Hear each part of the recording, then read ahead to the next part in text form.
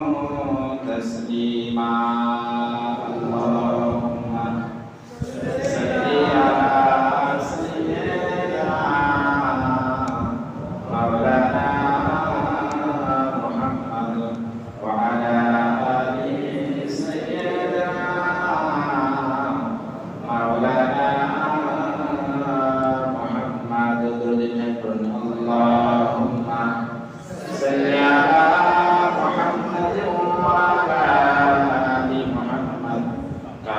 صليت على إبراهيم وعلى آل إبراهيم إنك حميد مجيد اللهم بارك على محمد وعلى آل محمد كما باركت على إبراهيم وعلى آل إبراهيم إنك حميد مجيد সমস্ত প্রশংসা ও সমস্ত তারিফ সেই মহান স্রষ্টার দরবারে যিনি আমাদেরকে বড় ভালোবেসে পবিত্র জুমার দিনে পবিত্র অবস্থায় তার পবিত্রতম ঘরে আমাদেরকে আনিয়েছেন এবং তার সাথে সাথে পবিত্র কোরআন থেকে কয়েকটা আয়াত তেলাওয়াত করে এবং শোনার এবং নবীর প্রতি দরুদ পড়ার আমাদের সুযোগ করে দিলেন।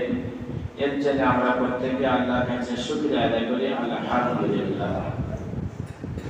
আমরা আজকে যারা মসজিদে জুমার নামাজ পড়তে এসেছি আমরা প্রত্যেকেই ঈমানদার। আমাদের ঈমান আছে বলে আমরা আল্লাহর ঘরে আসতে পেরেছি এবং এই ঈমান নিয়ে আমরা পরকাল যখন গমন করব সেই পরকালে গমনে এই ঈমান আমাদেরকে গন্তব্যস্থান পর্যন্ত পৌঁছে দিতে পারবে কিনা সে বিষয়ে আমাদের জানা দরকার আছে কিনা বলুন। আমরা আজকে জুমার নামাজ পড়ছি, প্রতিটা মানুষের একটা উদ্দেশ্য আছে। বেশিরভাগ লোকের এই উদ্দেশ্য আছে যে আমরা জুমার নামাজ পড়ছি মানে আমরা জান্নাতে যাব। আশা নেই ভাই? বা পাঁচ ওয়াক্ত নামাজ যারা আমরা পড়তে আসি সবার আশাতে এটাই আছে যে জান্নাতে যাব, এই আশা নিয়ে আসেন তো? আচ্ছা বলুন, কেউ আর অন্য আশা নিয়ে আসে যে স্রষ্টা আমাদেরকে হুকুম দিয়েছেন নামাজ পড়ার জন্য,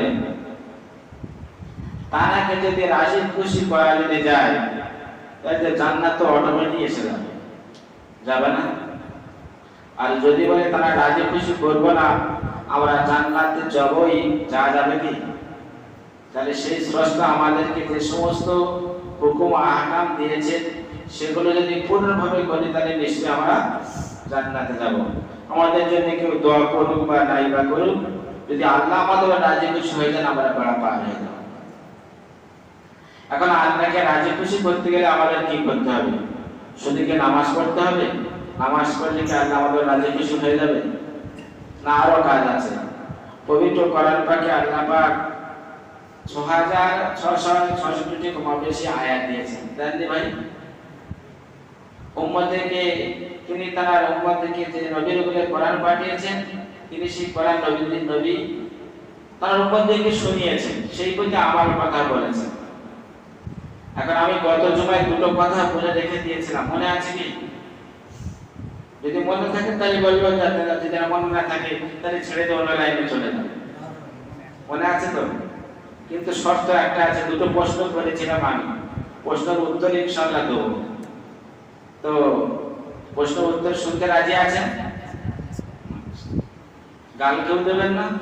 হাদিস কোরআন কথা বলে ভাই কি মাথায় নেবেন না, ওটা আমার গায়ে পড়তে পারে, তাহলে বলবো না কথা। বললে উনি গায়ে লেগে গায়ে যদি তার সামনে দেবেন। হাদিস নবী আলাইহিস সালাতু ওয়াসসালাম রাস্তা দিয়ে যাচ্ছেন, উনি দিনের দাওয়াত দিতেন তো দুটো ব্যক্তি দাঁড়িয়ে ওনাকে খুব গাল দিচ্ছে। ঈসা নবী সেখানে গিয়ে দূরে দাঁড়িয়ে আছেন, কিন্তু গালগুলো কিন্তু শুনতে পাচ্ছেন কিন্তু না শোনার বাহানা করে চুপ করে আছেন। একজন বলছে, হ্যাঁ আল্লাহর রাসূল, ওই ব্যক্তি দুটো আপনাকে প্রচন্ড গালাগালি করছে, নবী কি তাদের সাথে মারামারি করবে? আমার মত হলে তো কাঁচা ছেড়ে লেগে যাবে, যাবে না ভাই? গাল দিচ্ছে কেন? নবী বলছে, ধৈর্য ধরো, গালের বদলে একদিন পাওয়া যাবে। যত নবী এসেছিলেন সবাই কিন্তু এই আশা করেছিলেন ধৈর্য ধরো সবকিছু পাওয়া যাবে। এখন কথা হলো শেষ নবী মুহাম্মদ রাসূলুল্লাহ সাল্লাল্লাহু আলাইহি ওয়াসাল্লাম যত নবী হাশরের ময়দানে ছিলেন তারা সবাই বলছেন ইয়া নফসি ইয়া নফসি, প্রশ্ন ছিল এটাই তো। আর আমাদের নবী বলবেন ইয়া হাবলি উম্মতি, হে স্রষ্টা আমার উম্মতের উপায় কি হবে? এই কথাই প্রশ্ন ছিল না, ভুলে গেছেন? মনে করে দিলাম। তাহলে সমস্ত নবী বলবেন ইয়া নফসি ইয়া নফসি, আর আমাদের নবী কি বলবেন? ইয়া হাবলি উম্মতি। কেন বলবেন? আর যত আম্বিয়া আলাইহিস সালাতু সালাম পৃথিবীর বুকে এসেছিলেন সমস্ত নবীরা এই আশা করেছিলেন, আকাঙ্ক্ষা করেছিলেন যে আমাদের নবী না করে রাসূল না করে শেষ নবীর উম্মত করে পাঠাবেন না কেন? তাহলে আমাদের ভাগ্যটা অনেক বড় হয়ে যেত। শুনেছেন তো? বলার কারণটা কি সেটা বুঝে যাবেন, মজা লাগবে। যারা বাইরে আছে ভিতরে আছে বুঝে নেন। সারাদিন আর সারা বছর তো আন্দাজে অবুঝে ইবাদত করেছে, এবেলা বুঝে করুন। 2024 এবেলা বুঝে করুন। আচ্ছা সর্বপ্রথম আপনাদের একটা কথা বলি, কলমা পড়াটা কি? লা ইলাহা ইল্লাল্লাহ। কলমা পড়াটা কি? বলে সবাই পড়ে আমরা বলি। কলমা পড়াটা কি জানেন না? ভাই বলে একটা লোক বলে ছেলেরা, আমার ছেলেরা বলে কলমা পড়া কি? পুরো বলতে হবে। আমি কাদেরকে বোঝাবো? নামাজ পড়াটা কি? নামাজ পড়াটা কি? আপনারা কি হারা বলুন না, যাই না হবে তো, দেখতে পাচ্ছেন না। আপনাদেরকে শেখানোর জন্য আমি বলছি। নামাজ পড়াটা কি? ফরজ। যাকাত দেওয়া কি? হজ করা কি? ফরজ। রমজান মাসে রোজা রাখা কি? কলমা পড়া কি? চুপ। কলমা পড়া কি?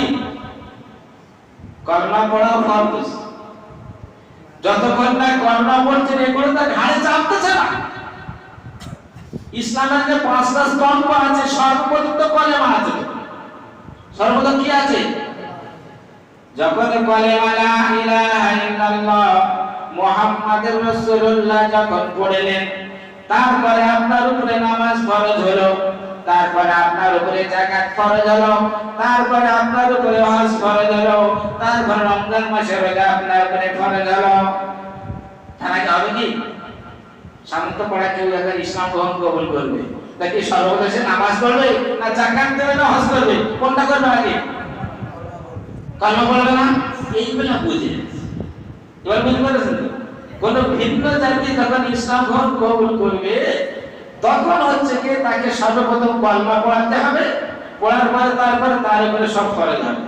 তাহলে কলমা পড়া কি? ছেলেরা শিখে গেছে তো? এবছর বুঝতে প্রশ্ন হবে কলমা পড়াটা কি? কলমা পড়া ফরজ। আচ্ছা যত ফরজ আছে ইসলামের 5টা আরকান যে আছে, এই 5টা আরকানের মধ্যে সবথেকে বড় ফরজ কোনটা? মহা মুশকিল আনসার কি হচ্ছে? কোনটা গো? হ্যাঁ নামাজ।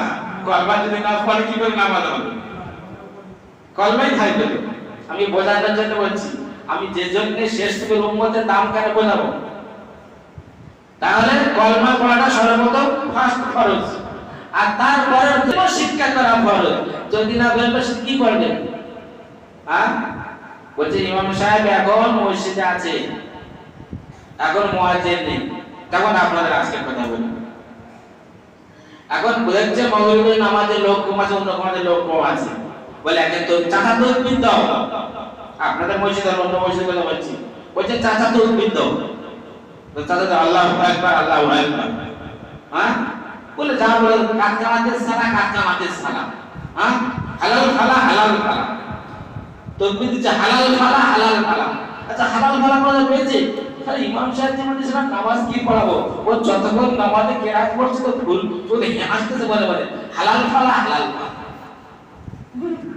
এই কোন দেশে তাকবীর? এটা কি হলো?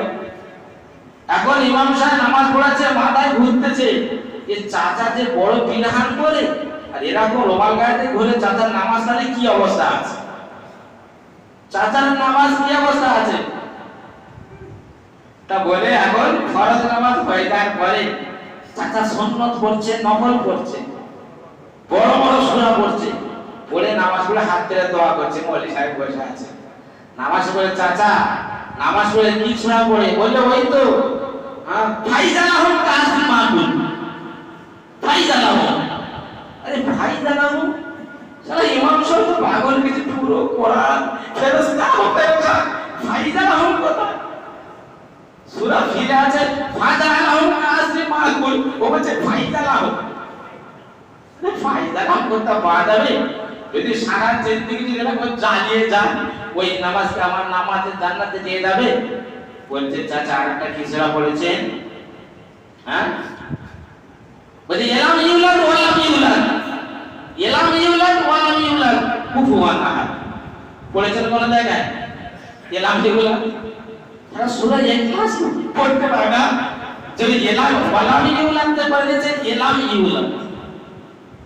যদি এইরকম ভাবে যদি নামাজ আমরা যদি পড়ি, যদি বলি আমরা জান্নাতে যাব, ফাইজালাহুম, ফেরেশতারা বলছে তোরা সারা জিন্দেগি দুনিয়ায় চাইছিস, কবরে একবার আইতে জানা ফাইজালাহুম করবা। উম্মতের দাম কেন বেশি আমি বলছি, এবার শুনুন। আল্লাহ পাক পবিত্র কোরআন পাকের মধ্যে বলেছেন, ফাদখুলি ফি ইবাদি ওয়াদখুলি জান্নাতি। হে আমার বান্দা বান্দীগণ, তোমরা যখন ইবাদত করবে, ওই ইবাদত নিশ্চয়ই তোমাদের জান্নাতে প্রবেশ করাবে। আমি আল্লাহ ওয়াদা করলাম, ইবাদতটা তোমার কেমন হতে হবে?